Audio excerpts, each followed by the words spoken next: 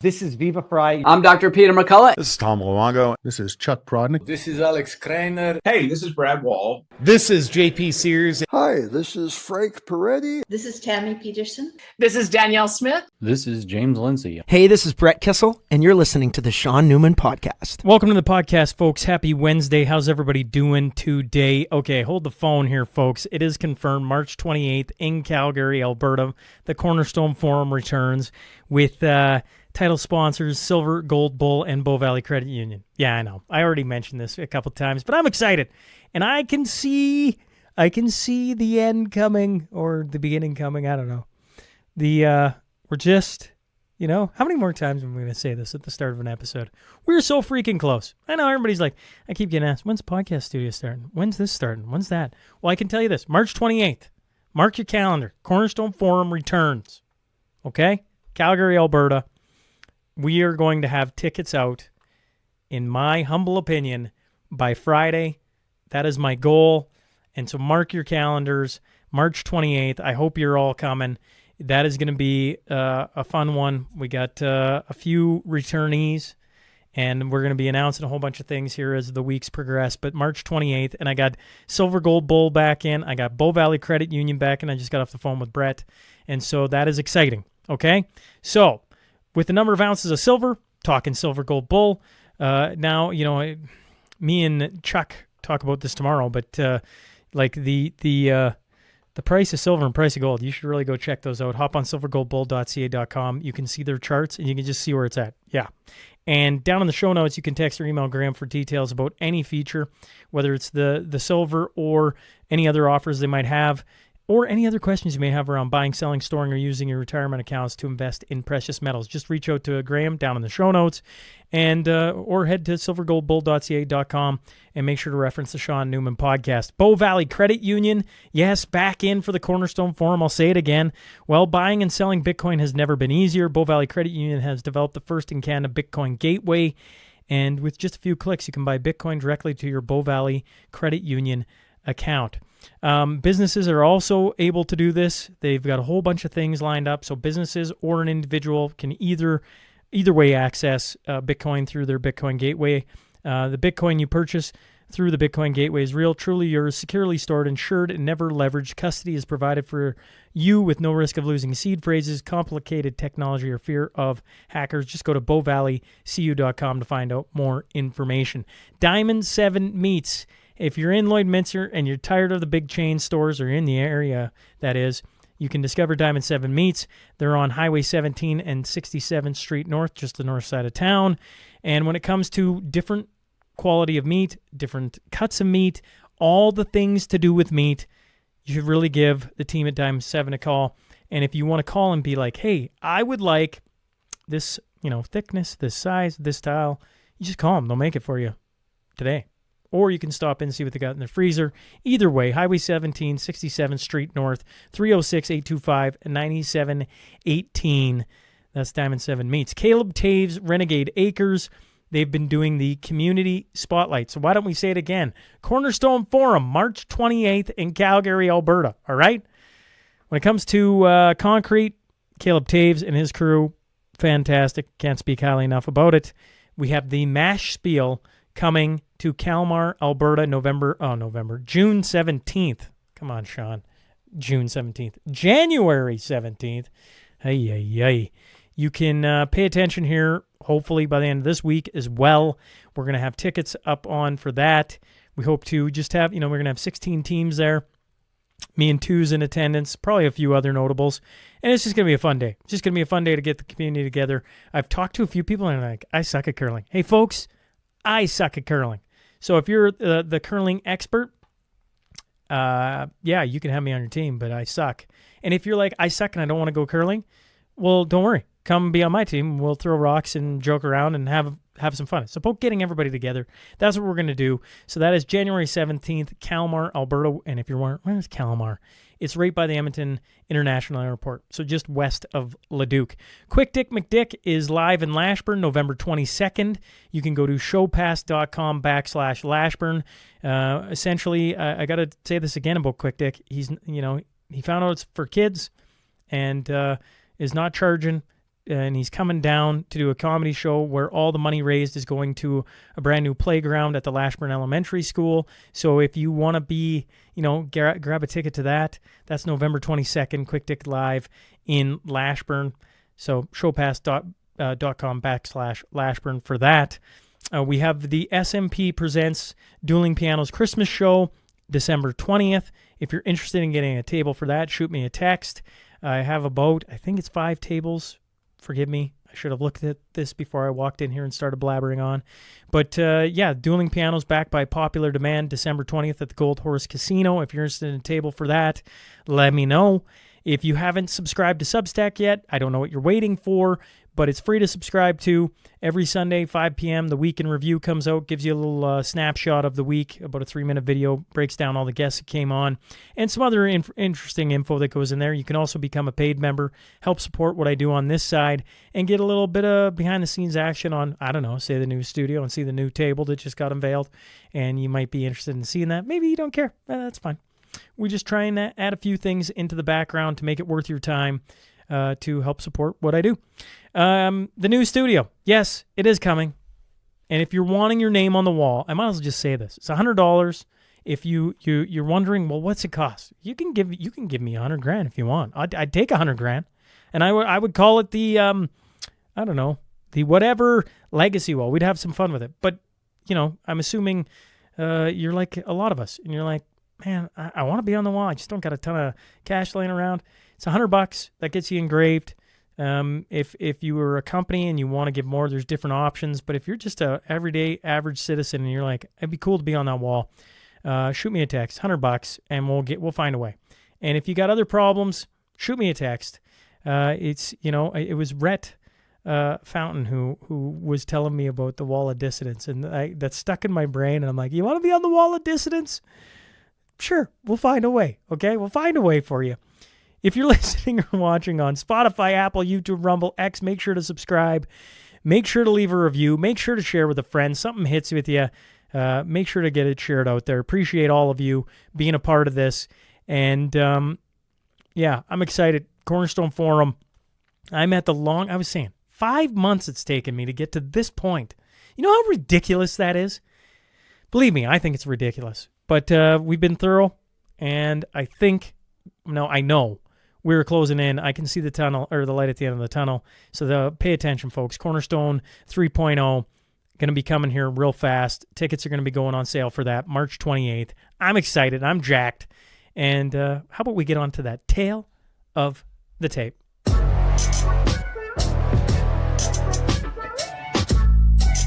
Today's guest is a comedian, musician, entrepreneur, and host of the Chad Prather Show. I'm talking about Chad Prather. So buckle up. Here we go.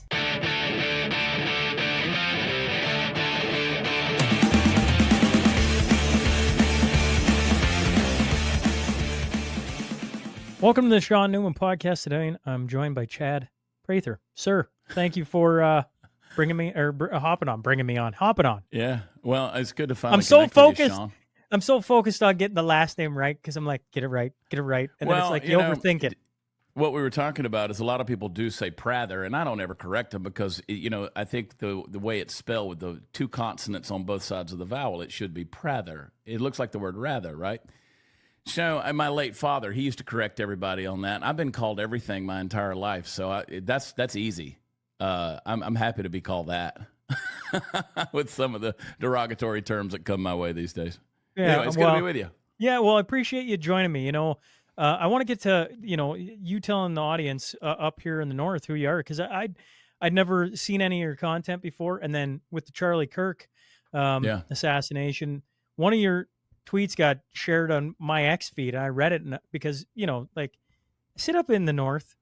Did I know who Charlie Kirk was? Yeah, absolutely I did. But, never interviewed him, Sure. Never crossed paths with him. But I sat and stewed on it for probably, man, it must have been 72 hours probably. I was just like, why is this bothering me so much? Like, I don't get it. And then you had a lovely tweet, and I was just like, that actually makes a ton of sense. Like, there was a couple different posts on X that I just thought hit the nail right on the head. And so I'm happy that you graced me with your presence, because I was really, I threw it out there, and sometimes, that works, and other times it doesn't. And I'm just happy Yeah. that you give me some time today. Well, I appreciate that. That was it was obviously it was hard. It was a hard day. I was struggling with a couple of things that day that Charlie was killed. I found out that morning my niece passed away unexpectedly. And so we were already dealing with the tragedy in the family of that, who's somebody that's immediately in the proximity of your life. And then you've got Charlie, who, while Charlie was a friend, I was recognizing how many people were grieving over a man that they had never met. And so I was looking at those two comparisons. Here I've got an immediate family member passing away, and then Charlie, who was this figure in a symbol in so many ways, and how you realized that grief isn't necessarily about your proximity to a person, but it's what the impact their voice or their presence had in your life in some form or fashion. And so I woke up, the next 2 mornings just woke up with a heaviness that Charlie was no longer with us. And I was thinking, while Charlie's a friend of mine, I mean, this book on the shelf behind me is the first one I ever wrote. Charlie's endorsement is on that. But he's not somebody you were interacting with day to day, but it was that heaviness that this guy's no longer here. He's not with us, right? And so it was about 4:00 in the morning the day I put that tweet out, where I just put my thoughts out there, and I had no expectation that it was going to have a viral content or quality to it, but it did, and I'm glad it met and ministered to a lot of different individuals, and just kind of resonated with them. I got a lot of feedback from that. So I always look at stuff like that, and I say the explanation, you kind of have to use the vocabulary of the divine and realize that God's finger was kind of on that to make it go the way it did. And I hope it was helpful, because it was such a tragedy that even now 2.5 weeks later, everybody's still trying to make, I guess almost 3 weeks later, everybody's still trying to put their, get their finger on the pulse of why they're grieving the way that they are. Yeah, well, it was, as a guy who likes to try and piece things together, I couldn't piece it together. Like, I was just like, it doesn't compute. Certainly there's things that made sense to me, but once again, if people go to the top of your X, it's pinned there, and they can read it for themselves. I've retweeted it once upon a time, and I'll probably do that the day this releases, because I think it was just an important way of looking at it, I thought. And I thought it made a ton of sense for a guy who's never met you either, right? Yeah. Of just like putting things in context, like that actually makes a ton of sense. And so appreciate that. I'm glad you came on. Sure. Now, before we get any deeper into anything, it's your first time on the show. Tell people, I assume my audience has no idea who you are. That's my guess, because I had no idea who you are. So just tell us a little bit about yourself. Sure. Yeah. Well, hey, listen, Shaun, I'm 52 years old, and I'm still trying to figure out who I am. So they're in good company in regards to that. I'm at the end of the day, people know me as a humorist. I'm a comedian. I'm a guy that travels around the country and, Canada as well, and tells jokes for a living. I've been fortunate enough through the last 10 years of podcasting to make a living running my mouth, as well as touring, doing music and comedy and all those things. And I'm one of those guys that's made a good living doing that. And I went viral on a social media clip about 10 years ago. And then over the last 10 years, people got to know me as the guy in the cowboy hat who sits in the truck with his dog in the back seat and pontificates about the humorous aspects of life, and just all the things that we all are kind of touched by with the human experience, particularly in Western civilization and the spoiled nature in which we live. But I kind of cast my hat into the ring of political humor and commentary as well about 10 years ago, something I swore I would never do. But, we live in such a wild, polarizing time that I felt like it was a responsibility of mine to at least speak into culture and use the platform that I had. So people think of me as a conservative political voice in the States. I see myself more of a culture guy. And as Andrew Breitbart once said, that politics runs downstream of culture. I think that so goes society, and culture is how we are going to determine, the future of policy and polity and bureaucracy and all of the things that touches our lives in a way that we just can't escape, especially in these days. And I'm a faith-based guy. I'm a Christian, and I'm pretty outspoken about that. I haven't always been that way, but I feel like in these times, particularly with what we're seeing with the division that's happening around the world, that we've just gotten so philosophically and ideologically apart from one another, that I think that while politics runs downstream from culture, culture runs downstream from religion.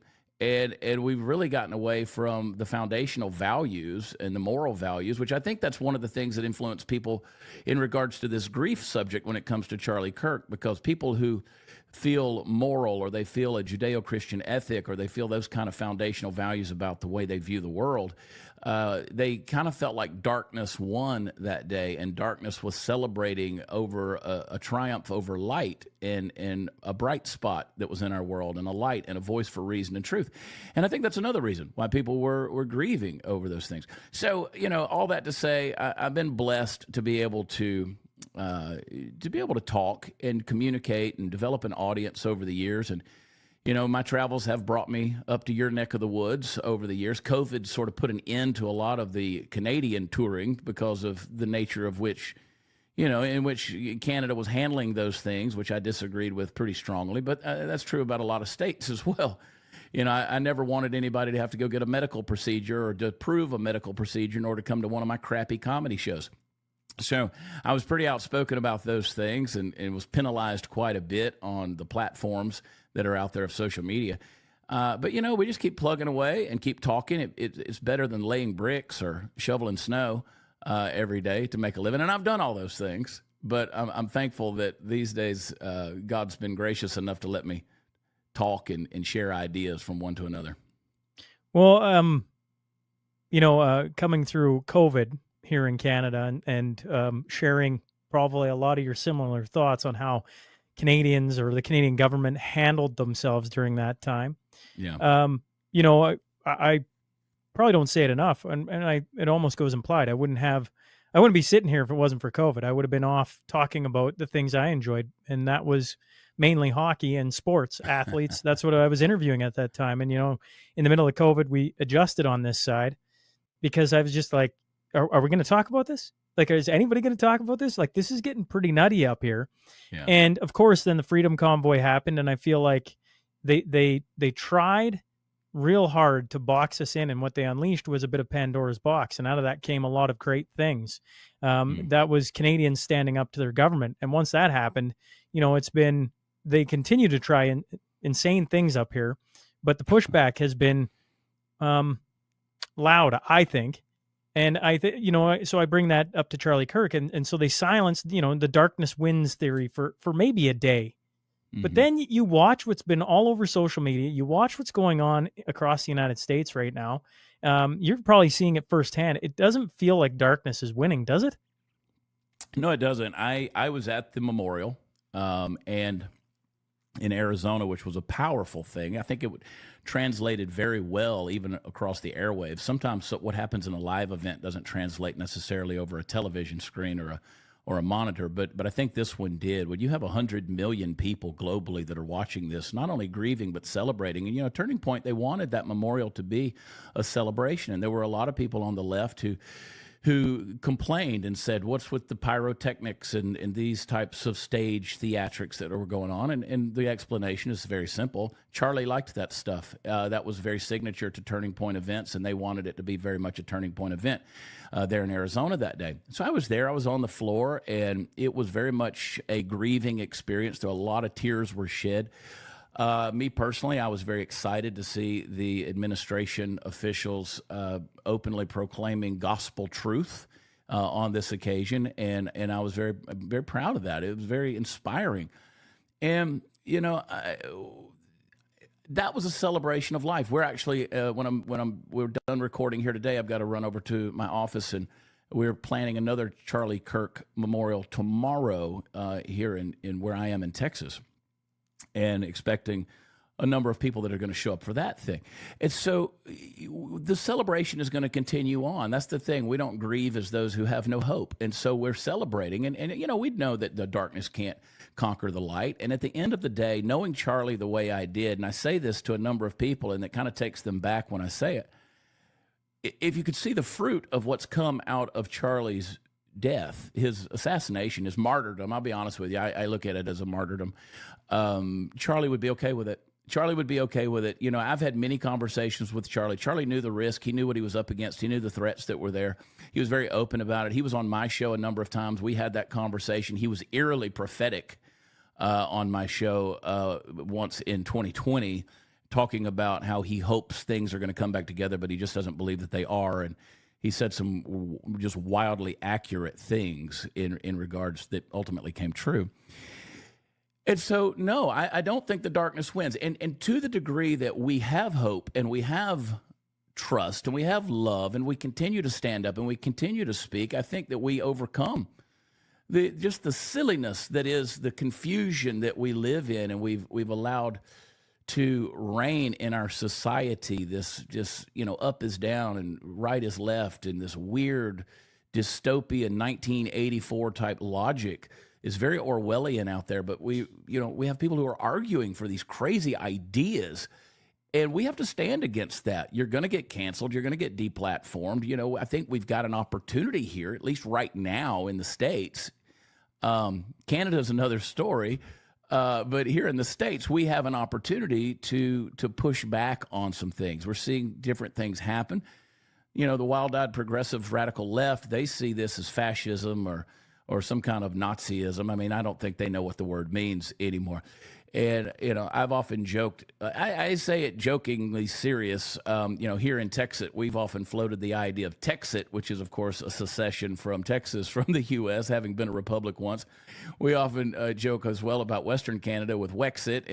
And I keep saying that up there in places like Alberta, y'all are the Texas of the North. And so I look at all these places and I say, there's so much similarity out there of these kindred souls, kindred spirits, and kindred voices. And there was a lot of things, whether it was COVID, whether it was the Charlie assassination situation, things have been exposed where we see all of those tyrannies that we're up against as freedom-loving and free speech individuals. We've seen that our medical system is corrupt, big pharma is corrupt, which we pretty much expected that. Our court systems are corrupt. Our local, state, federal, provincial governments are corrupt. We can't trust, I think I said the court systems, but we can't trust the educational system. I mean, all of this has been stacked against us. I've often said that there's kind of a three-chord thread out there that you got to have all three, but we're losing them. One has been the media, one has been religion, and another has been the court system. And those three things, and I throw in education as well, all of those things have been corrupted in a big way in our culture. And fortunately, we're able to see that for what it is and speak out against it and hopefully expose it. And when I see something like 100 million people coming together to grieve over one voice that was silenced, and that voice gets multiplied, and that blood of that martyr in Charlie Kirk cries out from the ground, I have hope that multiplying of that voice is going to cause some real change and difference in our world. Well, I'll share from my standpoint and my journey. I think it was the summer of 2022 was the first time I ever asked anybody about God on the show. I was pretty nervous to do it, but I was wrestling with something back then, which I think most of the audience now knows lots about. But I was it was just kind of like out of the blue. Do you believe in God? And he was so taken aback because we just didn't talk about things like that, especially up here. It was just like, I don't know. And the conversation of God has become mainstream. Mm-hmm. And it's just right there. And I'm like, wow, that's really cool. Like, I mean, did I want Charlie Kirk to have to die for that? Absolutely not. Full stop. Sure. But what's come out of a horrific act has been just wild to watch from this end to when, I remember the first time a guy ever said it. This is going way back into the sports days of the podcast. I'd had Ruben Mays on, and if you've been listening that long, go way back. He was a running back for the New Orleans Saints who had come from a town about an hour away. And he said right at the end, oh, can I say one more thing? And I'm like, sure. And he's like, I just want to say I believe in God and just thanks everything to him, something like that. And I thought about editing it out of the podcast. I'm like, oh, I don't know. Do I allow that? And I chuckle about that thought because, that's almost maybe even 6 years ago now, and how far I've come from that. And then you just watch the conversation. You bring up the memorial and having politicians talk about it and read scripture. You're like, whoa, this is just different. It just is. Yeah. And it's really something to behold. People who would never bring it up or would be very, very cautious to just start talking about it and what his beliefs were. Yeah. And you think about it, and I'll show you this cheap little promotion. But a week before this is my latest book. It's called Born for Meaning, and it came out a week prior to Charlie dying. And this is a book about grief and trauma and heartbreak. And I wrote this with men in mind, because men don't like talking about those things. They don't like talking about anxiety or depression or panic or life or death or any of those things. And I wrote this about grief. And so I've gotten a lot. It hit a bestseller list, and I'm thankful that so many people have found some hope and courage in this book, Born for Meaning, in the days that we've had with these tragedies that have happened. But, I say this, Shaun, I look at it, I've looked for reality in the bottom of a bottle. I've looked for reality in the bags of drugs. I've done everything there is, everything that a red-blooded American male can go out there and find and do. A Western guy steeped in Western civilization. We look for meaning in all of these things, whether it's our relationship with our work and our ability to make money or success, or our relationship with a woman, and all of these things. There's no reality. We find a lot of emptiness there. And I know that for me personally, I'm a person who has built a brand called Unapologetic. I don't believe in the apology tours. Every time they want to cancel you, they expect an apology out of you. Well, if you ever do that, you got to keep apologizing. And one of the things that I'm unapologetic about is, in these days, particularly my faith. At the time of this taping, just yesterday, we had a church shooting in Michigan.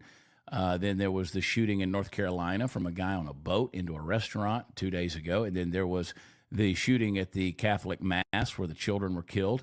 And so that was in Minneapolis. And, on down the list, of course, Charlie included, and on it goes. If we don't start to think in terms of the finite nature of our life and what that means, I mean, am I born for meaning? Is there any purpose in this life, or is it all just a nihilistic, chaotic, soup that we're just trying to, are we living in some kind of matrix? I don't believe that. I think that we were created with purpose, and we actually have a creator who gave us that purpose. And I think that it's time for men to stand up and take a good, hard, honest look at that and live in light of eternity. I think there's a boldness to it. I think that is ultimately what gives us the strength for free speech to say those things which can quite literally get us killed, things that you and I can have a conversation about that seems very normal to us, talking about our freedoms and our liberty and the things we value and cherish and our own ability to govern ourselves and our families and take care of our communities, that there are people out there who perceive all of that as hate speech. And the fact that we're even having to discuss things like hate speech, which I don't believe exists. I think there's free speech with critical thinking. We already have laws against things like defamation and threats of violence and terroristic threats and things like that. But when you start labeling something hate speech because it hurts your feelings or you disagree with it, we're on a very slippery slope. And that conversation has gotten bigger and bigger, certainly in Canada, but it's gaining a lot of traction, where our own Attorney General just on a podcast said that very thing a couple of weeks ago. And I called her out for that. We're on a slippery slope out here. But I think when you live in light of eternity, when you live in light of purpose and meaning, and you understand that your times are in the hands of a creator that cares about you and loves you and wants to guide and direct that I think that we can be a lot bolder than we are to stand up. That's what made Charlie Kirk so special. He lived in light of eternity. I mean, here was a guy who was watching Charlie do stuff was like watching AI download in real time. His brain was so quick and so fast. He was a vociferous reader. He was reading 5 books at a time. And if he didn't have time to read a certain book, he had other people that would read the book for him and come and tell him what the book was about. I mean, it was incredible what he could download in his brain. but then regurgitate it. But he was very bold with it. He was unapologetic with it, it grieves people to see, or it grieves me and many others that knew the man, to see his words taken out of context. Most people who say that, they hear a soundbite and they misquote it without giving the full context of what he was saying. He was a very passionate and compassionate man. He was very kind. He was one of the greatest debaters I've ever seen in existence. But he did all of it with a gentleness, and they killed him for that. So I think we got to get back to that kind of boldness.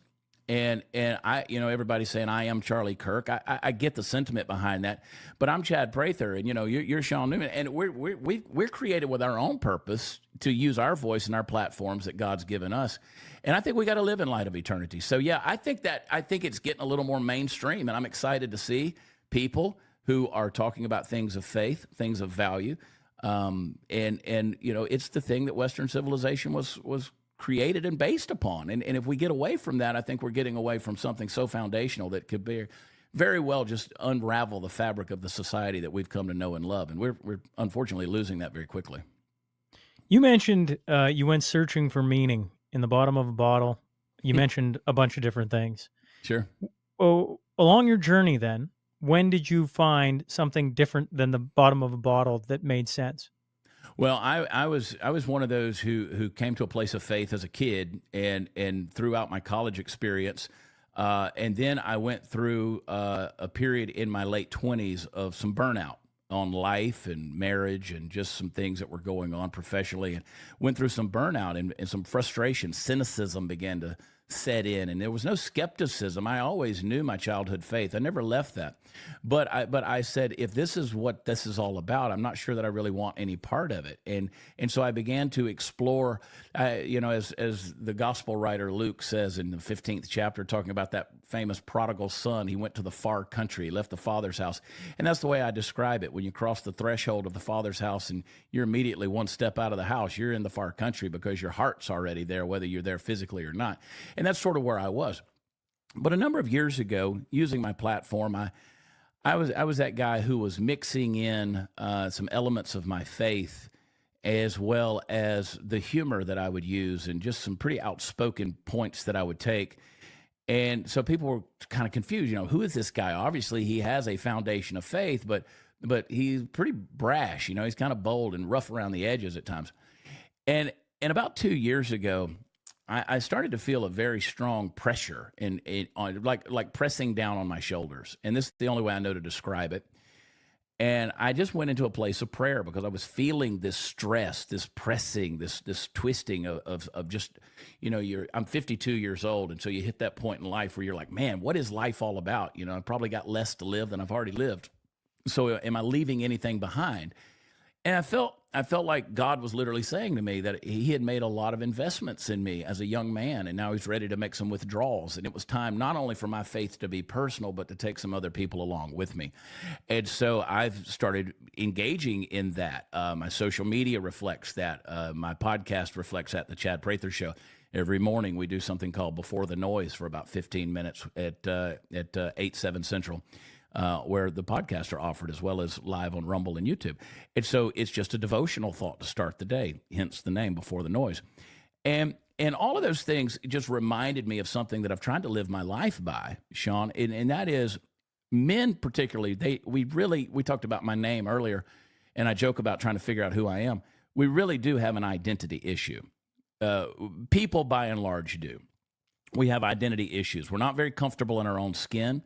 We're products of our own insecurities. We don't know how to be confident. We don't know how to be unapologetically. We don't know how to think critically. Common sense has become dead, and we're not pursuing it. Thinking is a hard exercise, and so we just ignore it completely and let the Chat GPT or the podcast or the news media tell us what we think. But I think that if you're going to truly be comfortable in your own skin and make a difference in the world, you got to know who you are. And for me, that part is a big part of faith and letting God direct me in the way that he does. And yeah, I think if you're going to have identity, you got to know where you came from. That's history. And if you got history and identity, then you're going to know where you're going, which is destiny. And if you got history and identity and destiny, well, then you know what you're going to leave behind, which is legacy. And I think when you put those four elements together, I think it's a pretty powerful way to live. It's a certainly a very good worldview and paradigm through which to judge the way you enter the world. And so for me, those things became very important. They were internally important, but then they came to a place, like I said, where I felt like I was supposed to start taking some people along with me and be pretty outspoken in those areas. So I still do humor. I still do comedy. I'm you know, I don't get offended, so you don't have to worry about that. I've seen it all. I spent a number of years in West Africa. In fact, I met the mother of my children in Nigeria. I like to joke that I went all the way to West Africa to meet a white girl from Alabama, and like a needle in a haystack. But I spent a number of years in West Africa and traveling around the world. I was introduced to a lot of different cultures extensively, and just immersed myself into them. I realized that people are people no matter where you go. People still, they fear the same things, they stress over the same things, they deal with the same things, they celebrate and rejoice over the same things. And redneck, to use a Southern colloquial term as we have here in the U.S., is everywhere. So you can find it even in the darkest depths of Africa. So, people are people, and people are cruel to one another. The man's inhumanity to man has defined Western civilization for thousands of years, and that's not going anywhere. And people are greedy, people are covetous, people they're wicked. I mean, the prophet Jeremiah said that the heart is desperately wicked and deceitful above all things, and who can know it? It's a pretty profound question that nobody can answer apart from faith. And so I think those are the things that are, no politician is going to save us. I mean, there's just no politician. I was listening to one of your episodes where you compared, and I thought quite eloquently and accurately, Kamala Harris to America's Justin Trudeau. And I thought, nailed it right there. I mean, we have some absolute arrogant airheads out there who are trying to dictate to us how we should live and think and structure our lives and behave and the things we can say and we can't say. And if we're not careful, if we don't get back to some real foundational principles, those politicians, or bureaucrats, I should say, especially in the U.S., we got 4.5 million unelected bureaucrats that are running our lives. We didn't appoint them, we didn't put them in, we didn't elect them, and we can't get rid of them. They're like a parasite, they just can't get rid of them. And if we're going to let those people run our life and not get back to a place of foundational faith and virtue and values, then we got a serious problem for the days ahead. And our kids, you want to talk about legacy, we're not leaving anything for them if we don't speak out against that and do something about it. That's there's a lot there. And I'm like, I've been thinking a lot about this, about the politician thing. Like, no politician's going to get out of it. Well, because how do politicians operate? If the public wants stricter COVID lockdowns or whatever you want to put it in that, then that's what they're going to do. There's very few politicians that are going to speak against the crowd. So then you have to change the crowd. Well, how do you do that? It's like, well, this is the $1 million question. Although I think it's been answered, it's just not the answer people want. It's like, Jordan Peterson says, clean up your room, right. and there's a lot in the Bible about how you should act and behave and how you become a good man, honestly. And that seems like almost too simple, because it isn't this flashy, somebody rides in and just changes all the laws and overnight we're back to the great nation of Canada or the United States of America, right? It's us. It's us that have to change. Well, you look at COVID. COVID's such an easy, relevant, and recent example, because they looked at the ways that they could control us. They started by showing us videos of people supposedly dropping dead in China and welding them in their apartments. And I can remember thinking in those days, if this comes to America, we're going to be burning bodies in the street, right? And so I didn't know what was coming. I didn't know what was happening. Everybody was wondering, how do you avoid this? And so we were immediately taken by the whole 2 weeks to flatten the curve rhetoric. And then the protocols, you had to put a mask on, maybe 2 masks, you had to bathe your body in that antibacterial goop to go to the airport and put on a hazmat suit. And, you obeyed the stickers on the grocery store floor. You could go north on aisle 8 and south on aisle 9, and you maintained 6-foot distance. People were putting pool noodles on their heads so nobody would get close to them, wearing gloves, scared to death. I mean, if you coughed, it looked like they were ready to put you in a gulag. And these people were doing it. We were waving goodbye to grandma in the back of the nursing home through the plexiglass house while she died alone. We couldn't bury our dead. We couldn't marry the people that we loved. We pulled our kids out of school and put them in front of yet another screen. And all of this was in the name of normalcy because, again, I said in numerous places around our country, I said, the Constitution wasn't written to keep you safe. The Constitution was written to keep you free. And we were sacrificing constitutional rights in order to keep ourselves safe. And they saw that they could do that. Now, it was interesting that right on the heels of that, and I'm going to be a little crass here. I'm going to try to clean this up, but you're going to get the point. When they tried to roll out, when we started waking up to the fact that nobody'd had the flu in 4 years, but we were seeing the COVID ticker on the front of CNN every damn day. And so we were looking at this thing, and then they said, we're starting to lose control with these people. What else do we have? And I could just imagine some pinhead professor in the back of the boardroom going, hey, well, there's this thing called monkeypox. Maybe we could roll that out. And so they started showing us pictures of people breaking out with monkeypox. And we were like, that's gross. I don't want that. What's the protocol? And they literally said, well, you can't have sex with strange individuals. They literally said, you can't have sex because that's the way it's going to spread. And people said, oh no, we can't go for that. I mean, we'll put masks on and ride down the street in a car by ourselves and cough into but you don't tell us who we can and can't have sex with. And they rolled that right back in. They were like, yep, that ain't going to work. So it showed me that there was, to a degree, a limit that we were going to reach where we said, no, you're not going to we'll give you all of our freedoms, but our fleshly gratifications, we're not going to change any of that. And I thought it was interesting in this last election cycle, they tried to bring monkeypox back out here in America, but they called it mpox because they said the word monkey was racist. This is literally the dumbest world that you could imagine. You can't make up this level of warped matrix that people are living in with this kind of ignorant rhetoric. I mean, it's an illusion, and people have bought into it. So they've seen that they can control us. They've seen that they can, here in America, Joe Biden was never smart. I mean, the guy was in Washington, D.C. for 700 years. He was never an intelligent guy. And they just basically trotted him out there. Whatever window he was licking in a basement there in Delaware, they pulled him out of the basement and they trotted him out there. And you knew he was going to be the candidate because it was just his turn to be the chairman of the board. And so with 23 different candidates, primary candidates out there, Joe was the guy.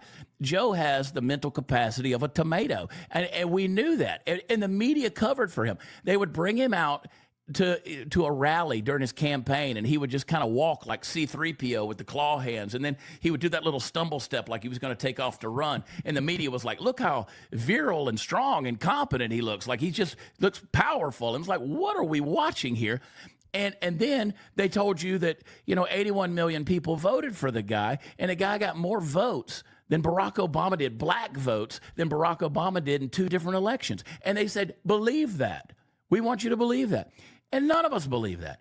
But again, the bureaucrats and the politicians and the media, they're all in this thing together.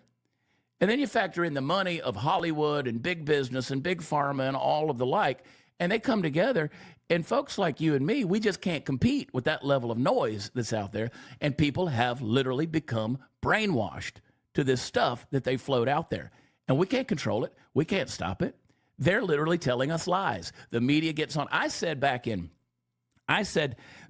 the 80s, I was a kid, and I remember when Ted Turner came out with CNN.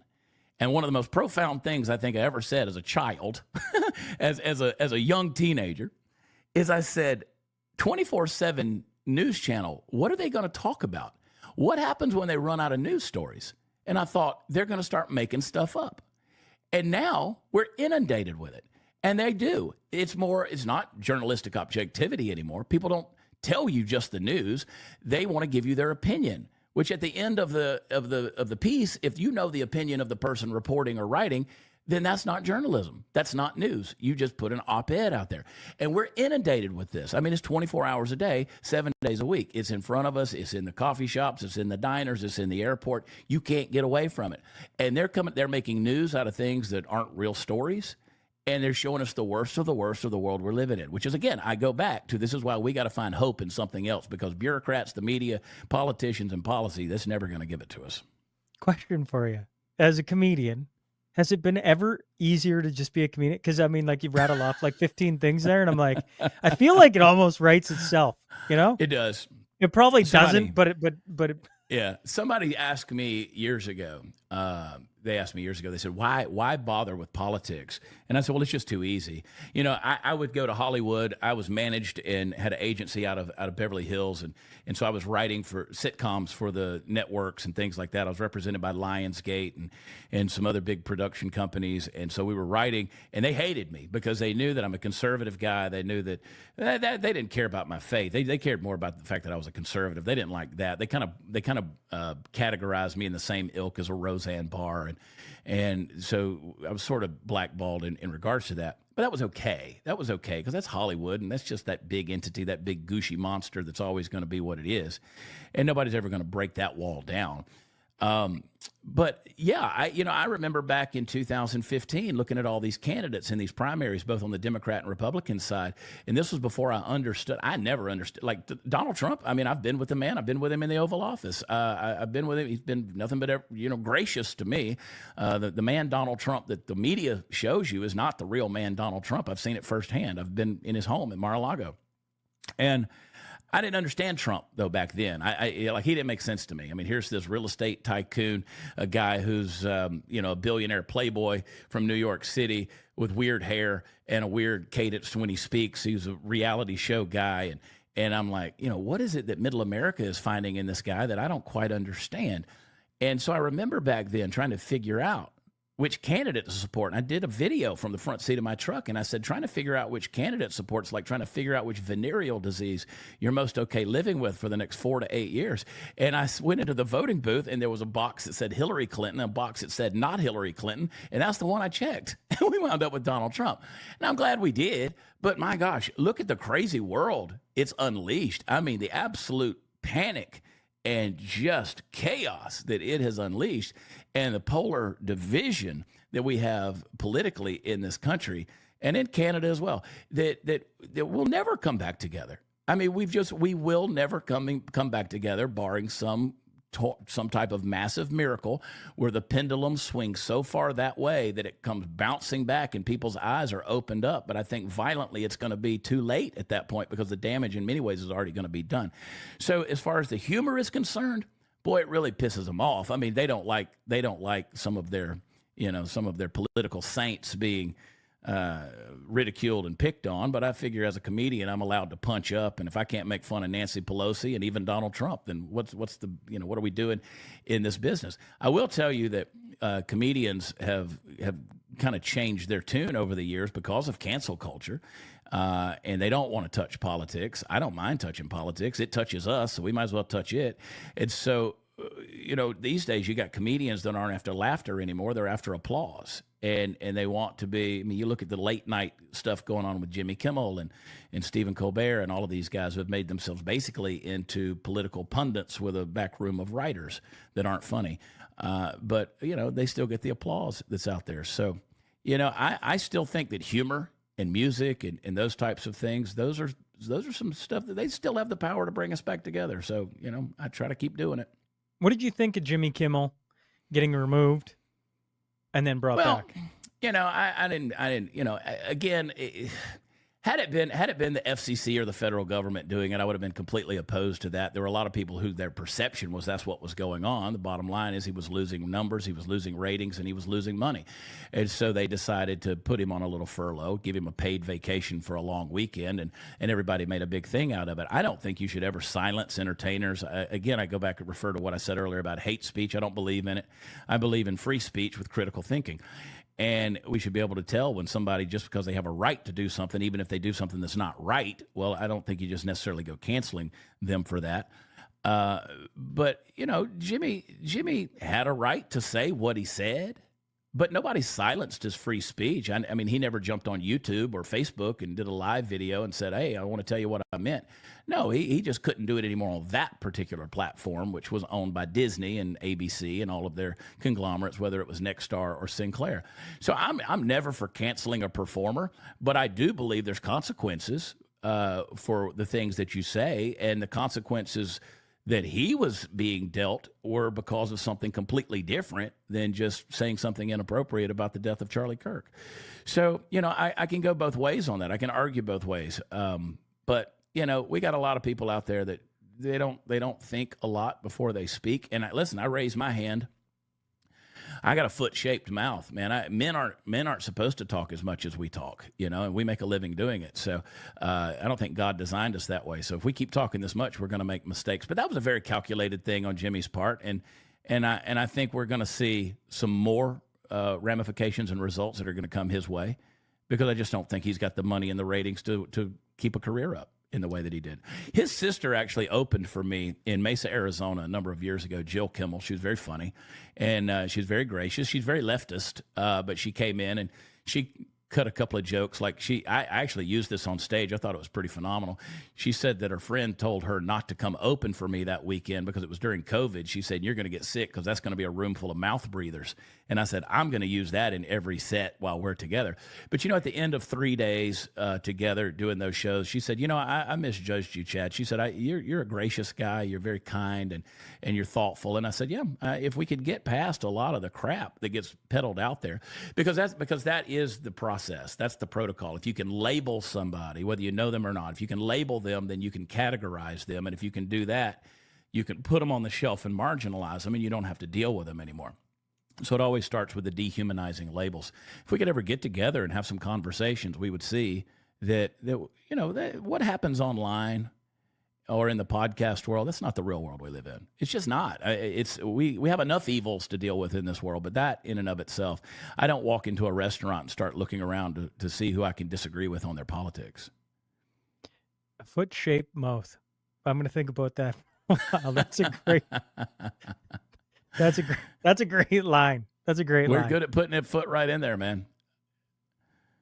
I go back to this. You said this a while back in this conversation. You're talking about being a young man, and you said something along the lines of, "If this is all it is," and I forget how you finished that, but I was like, "Huh." Like I just had on Matt Smith. Don't expect you to know who that is, and we got talking. He's written a book called The Preparation that is basically, instead of asking kids who they what they want to grow up to be, you should ask them who they want to be. And then it outlines some different ways in which they could go figure that out, essentially. And I remember as a young man, after I'd finished my hockey career, being like paralyzed by you can go do anything. I'm like, I don't even know what that means. I've had this one track of this is what I do. And then it ends. And when it ends, you're kind of like in this limbo of you can be anything you want to be. Go out and do anything. It's like, I don't even know what that is. When you say, if this is all it is, what did you mean by that back at a young age? Like, what did you perceive back then that bothered you so much? Well, I think that we have a lot of institutions and people who represent those institutions that overpromise and underdeliver. There's a lot of people out there, whether it's preachers or nonprofit people or people that run organizations that are very large and very powerful, who promise something, but behind the curtain, it's sort of the Wizard of Oz. He's not as impressive as the public entity wants to look. And so I got very disenchanted and disengaged because of that, because I was thinking to myself, if that's what's really behind the curtain, I don't want to be that, because the biggest compliment anyone can ever give me is when they tell me that what I say comes across as genuine or authentic. I want to be my authentic self. I don't want to, the book of John, the Gospel of John talks about John the Baptist, says he was the voice of one crying in the wilderness. He wasn't an echo, he was a voice.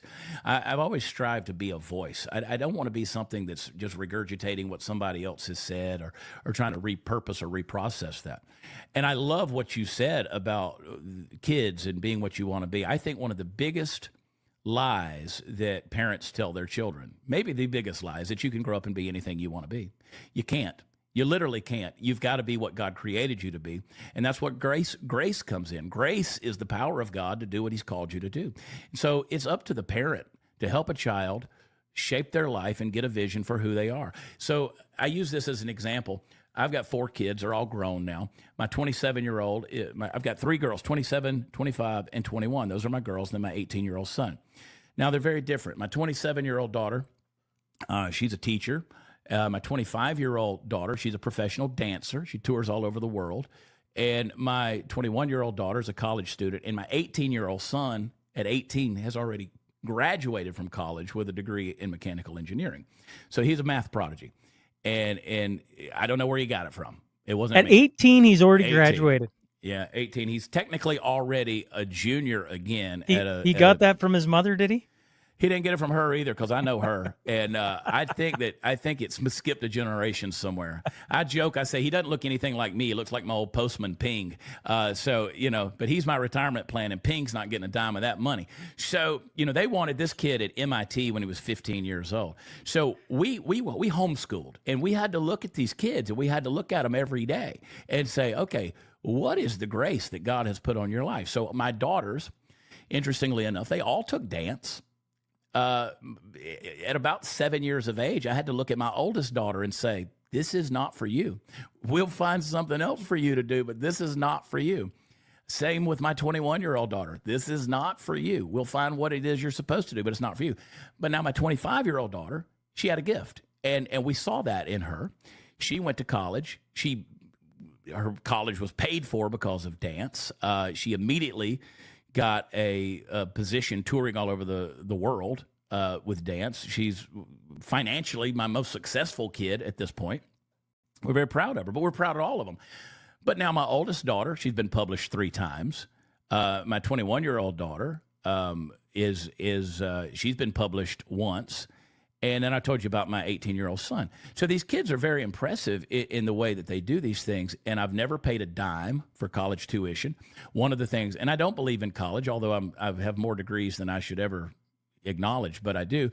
I believe in college with a purpose. And so I've never paid a dime for their college tuition. All of their education was paid for on scholarships because academically they excelled and they just did well and they performed. And I always told them, I said, you can go to college, but we're not going to fund bad ideology. So if you come home at Thanksgiving and tell me that Bernie Sanders would make a good president and you love the words of Alexandria Ocasio-Cortez, you're coming home, and I'm going to chain you to the bed. And we're going to kick the doors off of the bedroom, and I'm going to read the Bible to you all day long because we're not going to go to that brainwashing Marxist socialist academic bubble where some tenured professors never tested his wild-eyed theories in the real world, just pushing papers around and brainwashing kids. We're not going to entertain that. Fortunately, they came out in pretty good shape. You know what I mean?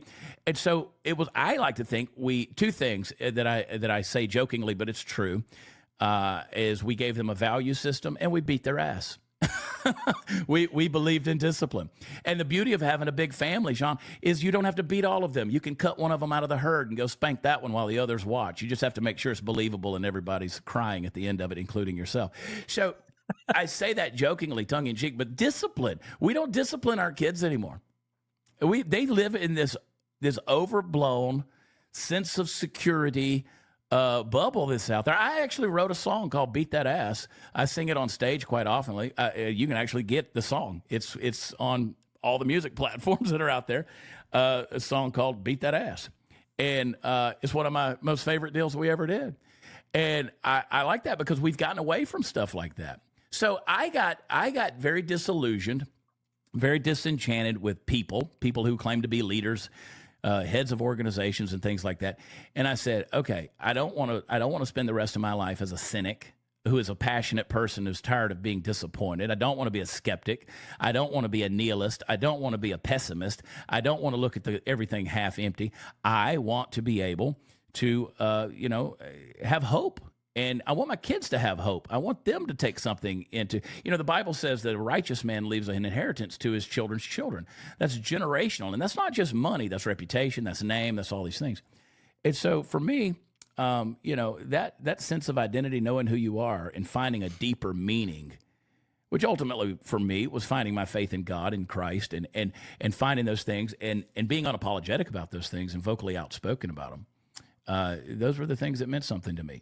And then I realized I don't have to ride on that wave of other people's, other people's failures or their inability to measure up to whatever my standard was. I read Proverbs every morning, and so I sit by myself and have a coffee usually, and sit and read Proverbs. And you're talking about discipline, and this is forgive me, it's the Bible I have in the studio. I have a different one at home. So I kind of like the way the one this morning put it, but I can't regurgitate it. So in Proverbs 29:17, it said, correct your son and he will give you comfort. He will also delight your soul.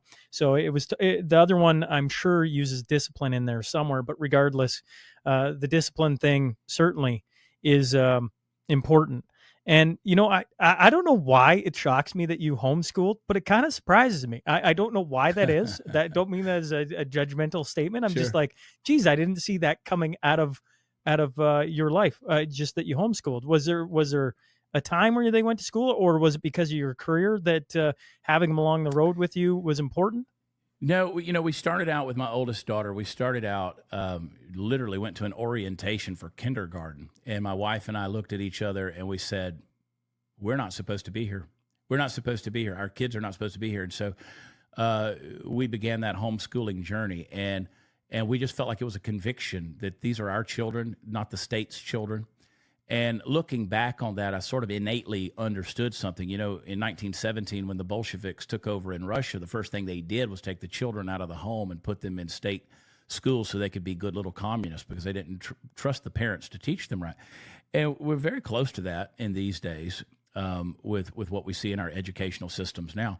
Kids aren't truly being educated by the state. They're not receiving an education. They're getting rote memory that they can pass a test, usually a standardized test, and then they get moved on, but they never get a critical thinking skill at all. And so we looked at that as a conviction, and we just said, this is what we're supposed to do. So we did it, and we did it, I believe, successfully. And we did it until we couldn't do it anymore. So like I said, when my son, they wanted him at MIT when he was 15 years old. At the age of 12, he was in the top 10 in mathematics nationwide. Ranked, and I was like, I don't even know where this kid comes from. So we had to get help in regards to that. But fortunately, we had a community of people whereby we could do those things. Were you at some point with your son going, this kid is doing I don't know. Yeah. I can't give the level of math, but you're sitting there as a homeschooler and you're going, holy crap, I can't even do this. I don't even know if I'm is that right? Is he right? The book when says he was he's 11 years old, Shaun, when he was 11 years old, he came up with the concept for wearing something behind your ear, like a hearing aid that sent out a sonar ping, and it was for blind people so they could tell where objects were in the room. And so this was an 11-year-old. And then when he graduated from college a week before he technically graduated from high school. So the state that he was in college in, they required him to maintain an attendance in.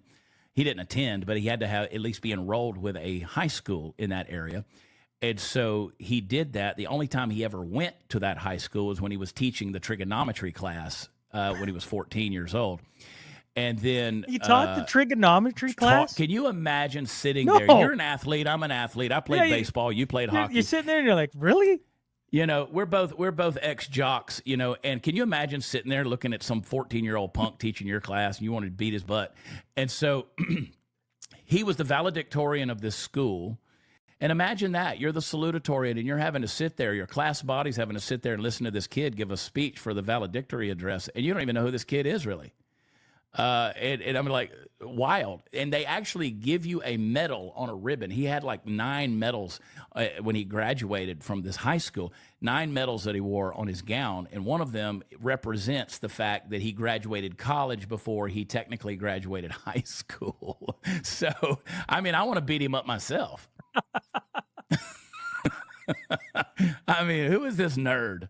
I'm telling you what. Sometimes I look at pictures of him and I don't want it. I don't like him. So yeah, that's super cool. Obviously to have a son that talented, that is wild. You said there, okay. One of the things, I got 3 young kids. I got a 9, an 8, and a 6-year-old. He just turned 6 here a couple days ago, folks. So it was cool to have him running around. And anyways, I don't know where the time goes, but regardless, as a father, I've been wrestling with this. Right, grew up playing hockey all my life. Want my kids to be hockey players. I don't, is that wrong, or is that, I don't know what it is. I wrestle with it all the time. You said, you're watching your kids. You said, oh, this isn't for you. And just wondering, how did you navigate that as a parent? Did you look for things your kids loved and excelled at, or was there different ingredients in that in watching your children grow and the things they went into? Yeah, I think a little bit of all of that. For me, as a baseball player, and I played some higher level ball, and um, I never was that guy. And there's a lot of these dads out there that kind of want to relive their own glory days, and they want to live vicariously through their kids, and so they're sort of forced to play whatever sport that they played when they were younger. I wasn't wired that way. I wanted to observe my kids. I wanted to watch them. I named my kids on purpose. All of their names have meanings, and I prayed about that. I prayed about how to name these kids because I felt like we were, it's very a biblical thing. Names have meanings, and I was very careful about that. But their first and middle names, and it's amazing to watch how they've grown into those names, and it's just fun to watch. But just observing them and watching them, my son, when he was small, he played one season of like coach pitch baseball. Most miserable kid on the field. And I was like, son, I'll never make you do that. I'm not going to make, if you don't want to do it, don't do it. He loved math, and we saw that early on. His brain was wired differently. My girls, they love to write. They love to get lost in that world when they were writing these things they were doing. And just looking at their pursuits and looking at the things, because I truly believe for all of us that your deepest heart desires and the things you pursue and the things that you're passionate about and the will of God for your life are usually synonymous. They're usually one and the same. People are always saying, what's God's will for my life or my kid's life? I think if you just observe it, I think it's pretty evident that's there. So I've often said the 4 pillars that I believe in are vision, passion, discipline, and risk. Vision is when you see beyond your boundaries. You see something nobody else sees. I mean, you've had a vision. I mean, inevitably you say, I'm going to start a podcast, and people are like, what are you going to do? I sit on an airplane sometimes and people say, what do you do? I say, well, I have a podcast. And that immediately in their head, they think, well, you're broke. And so, but you get a vision for doing something. And I remember years ago, I called somebody on the phone. I was at the gym. I was not in the gym. I was at the gym. There's a huge difference. And I was sitting in the parking lot, and I called somebody on the phone. They said, what are you doing these days? I said, I've decided I'm going to go make a living just being myself. And they said, what's the street value on your personality? And I said, well, we're about to find out. And so that vision, though, led me to something that created a passion in me. It's what gets me up every day. I'm like a goose, man. I wake up in a new world every day. Like, what's the next adventure? Let's see what we can get into. What can we learn today? What can we communicate today? What's another way to twist a phrase that gives somebody an aha light bulb moment? Those are the things that get me up. And that passion, because the vision is what you see that nobody else can see. And the passion is being inspired by what you see. The discipline is shaping your life around what you see. That's the hard part. And then risk, which is spending your life to accomplish what you've seen. And you got to do it in that order, in my opinion, because I think risk without discipline is recklessness, and discipline without passion is legalism. There's no fun in that. Passion without vision is just hype and cheerleading. And then to me, vision ultimately without faith in God, faith in yourself, faith in the community around you, your family, your friends, and yourself is meaningless. So I think if we can build that way, and then we look at it from that pattern when we look at our kids as well, what gets them out of bed in the morning? What makes them passionate? Now, again, you got to have discipline.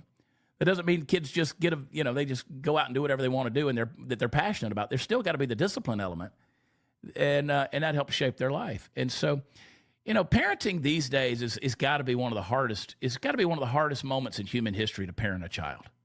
There are so many things vying for their attention and dragging them in so many directions, and then not only them but ours as well. Everything's trying to steal our attention as parents, and we're missing out on so many things in this allotted moment of eternity called, life. And I'm telling you, I'm glad my kids are the age they are. I'll just put it that way. I hear you say those ages, and I go, whew, man, you got a lot to deal with.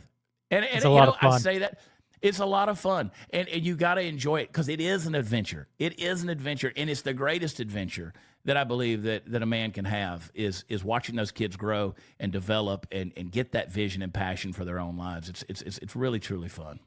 Chad, I appreciate you doing this. You're apologizing at the start because we were supposed to do it a week ago, and it just didn't work out. But man, I really respect the way you lay things out. I'm glad we've crossed paths. I hope it isn't the only time, but if it is, it's been a wonderful chat. I appreciate you hopping on and doing this today. Hey, thanks for having me, man. It's been a true blessing to just hang out with you a little bit, and I am glad we connected. I don't believe there's any accidents in that. There's always those divine connections that come along. So I appreciate you having me. Thanks a bunch.